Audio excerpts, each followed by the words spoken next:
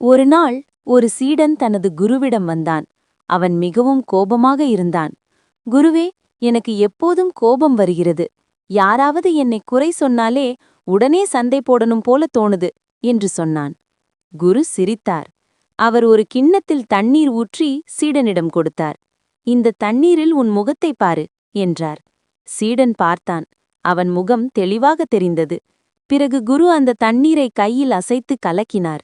இப்போ பாரு என்றார். சீடன் பார்த்தான். அவன் முகம் தெரியவில்லை.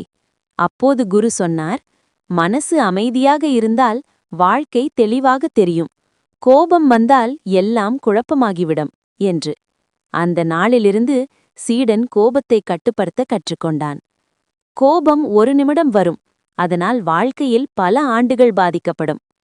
கோபம் வந்த நொடியில் பேசும் வார்த்தை ஆயுள் முழுவதும் மனதில் காயம் வைக்கும். கோபத்தை வெல்லும் மனிதன்தான் உண்மையான பலவான். ஒரு நிமிட கோபம் 100 நாள் அமைதியை கெடுக்க முடியும். ப்ளீஸ் லைக் பண்ணுங்க, சப்ஸ்கிரைப் பண்ணுங்க, கமெண்டில் உங்கள் கருத்துக்களை பகிர்ந்து கொள்ளுங்கள். நன்றி.